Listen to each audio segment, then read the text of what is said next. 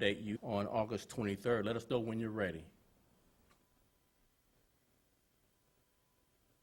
All right. You ready, sir? Okay. Of course, I'm here joined by Cook County State's Attorney Kim Foxx, as well as command staff members. So this incident happened on August 23rd at approximately 7 p.m.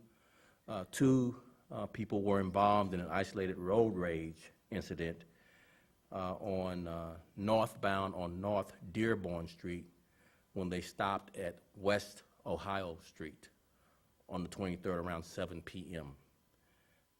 Both the victim and the offender exited their cars and engaged in a physical altercation. The offender then produced a knife and stabbed the victim in his neck. The victim then re-entered his car and drove eastbound on Ohio Street to Michigan Avenue, where the victim approached one of our Chicago police officers that were on a fixed post on Michigan Avenue. The victim was then transported to Northwestern Hospital, where he succumbed to his injuries.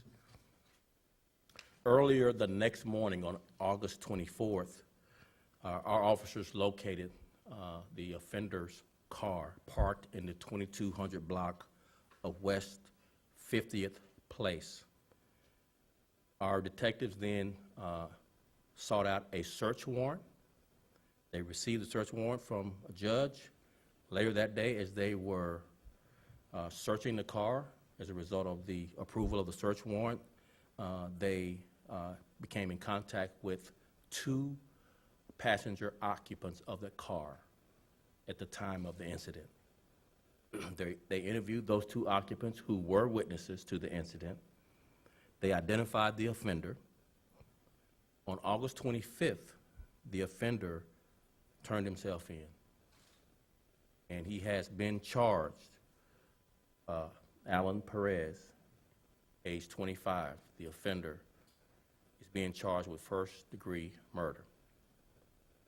I want to thank the State's Attorney's Office, our detectives, our Chicago police officers, as well as all of the work that was done with the pod camera network, the video camera network in this city to locate this car and the tools that we use to track down the offender to bring this case to a close and justice for these families.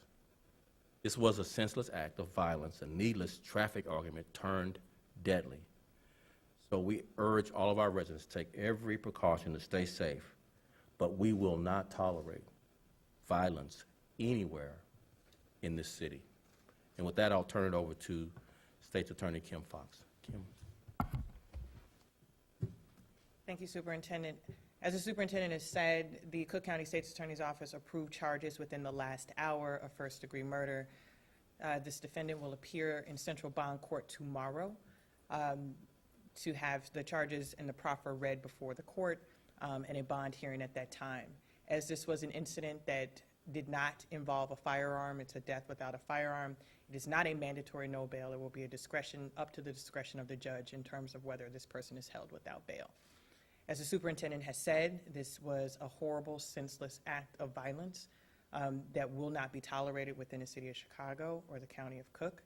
I, too, want to thank the Chicago Police Department, its detectives, and the community who came together, working with the Cook County State's Attorney's Office to allow us to have charges within days of this incident occurring. Again, these charges are but an accusation, and the process will continue, but once again, we hope that this provides some small measure of comfort to the family who lost someone so senselessly, so tragically, a father whose son must continue to soldier on without him because of random and senseless acts of violence here in the city of Chicago. With that, I'll turn it back over to Superintendent Brown. We'll take a few on-topic questions. Hi, Lexi Suter, Channel 5. Can you give us the proper spelling of Alan's first and last name, and does he have any criminal history prior to this? It is a common spelling, A-L-A-N, Perez, P-E-R-E-Z.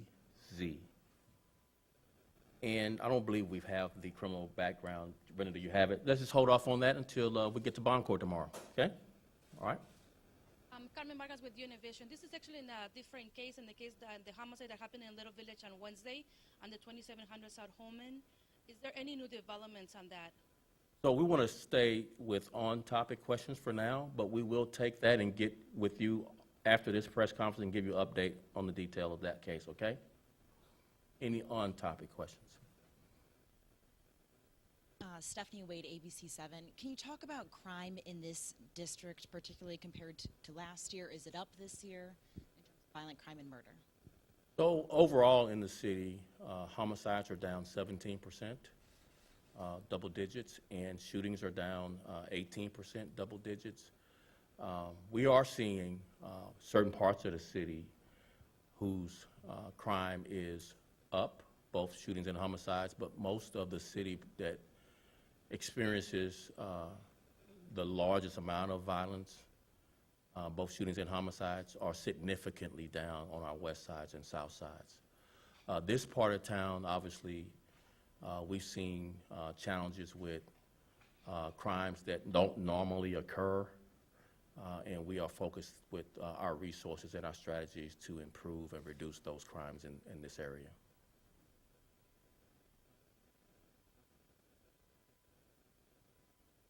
Suzanne Lemignot from CBS Channel 2 News. Superintendent, you mentioned that there was a search warrant, they searched the vehicle, and then they came in contact with the occupants.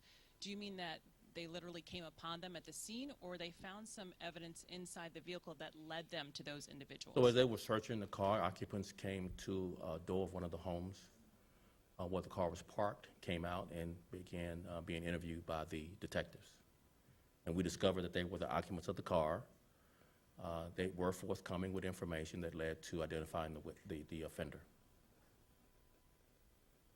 All right, thank you all so very much. We really appreciate it.